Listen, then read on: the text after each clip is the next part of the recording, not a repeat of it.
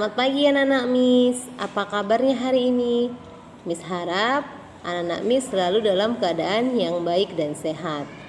Hari ini pembelajaran kita dengan mata pelajaran IPS. Miss Yani akan mengirimkan materi pembelajaran kita melalui video berikut. Silahkan anak-anak Miss lihat videonya.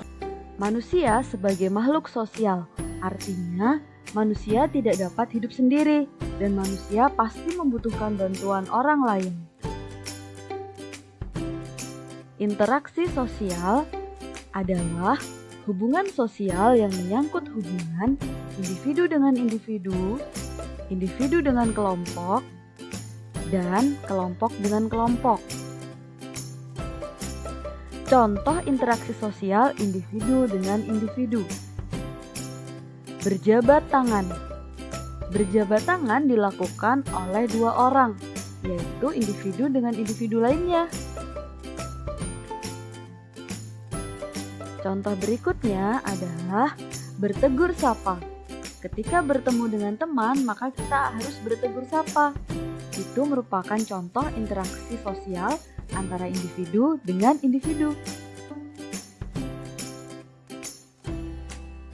Berbicara dengan teman juga merupakan contoh interaksi sosial individu dengan individu. Selanjutnya adalah contoh interaksi sosial individu dengan kelompok. Guru yang sedang mengajar muridnya. Guru merupakan individu dan murid di dalam kelas merupakan kelompok. Jadi kegiatan belajar di kelas ketika guru sedang mengajar muridnya merupakan contoh interaksi sosial antara individu dengan kelompok. Contoh yang lainnya adalah ketika ustadz sedang melakukan ceramah atau pengajian. Contoh interaksi sosial kelompok dengan kelompok. Pertandingan sepak bola antara dua tim. Tim pertama merupakan kelompok dan tim kedua juga merupakan kelompok. Jadi, merupakan contoh interaksi sosial antara kelompok dengan kelompok pada pertandingan sepak bola. Contoh berikutnya adalah pertandingan basket antara dua tim 1 dan tim 2.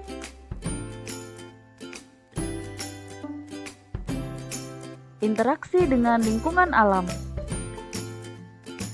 Interaksi dengan lingkungan hidup atau lingkungan alam adalah interaksi antara manusia dengan lingkungan yang terbentuk secara alami. Contohnya gunung, sungai, rawa, dan lain-lain. Contoh interaksi dengan lingkungan alam. Petani menggarap lahan pertaniannya. Contoh yang kedua, nelayan yang mencari ikan di laut. Berikutnya adalah penduduk yang mengambil kayu sebagai hasil hutan. Tentunya secara bertanggung jawab ya, bisa dengan tebang pilih atau tebang tanam. Materi selanjutnya adalah interaksi sosial di lingkungan pasar. Tahu dong pasar? Pasti ada penjual dan pembeli. Pasar merupakan tempat bertemunya pedagang dan pembeli untuk melakukan transaksi jual beli. Penjual dan pembeli yang ada di pasar berasal dari berbagai suku, agama, dan tingkat sosial ekonomi. Oleh karena itu, dalam melakukan interaksi sosial diperlukan rasa toleransi dan tenggang rasa yang tinggi agar kerukunan tetap terjaga. Toleransi adalah suatu sikap saling menghormati dan menghargai antar kelompok atau antar individu dalam masyarakat atau dalam lingkup lainnya. Sedangkan tenggang rasa adalah suatu sikap hidup dalam ucapan, perbuatan, dan tingkah laku yang mencerminkan sikap menghargai dan menghormati orang lain. Setiap negara memiliki rancangan pembangunan di bidang sosial, budaya, dan ekonomi sesuai dengan program dan kemampuannya masing-masing.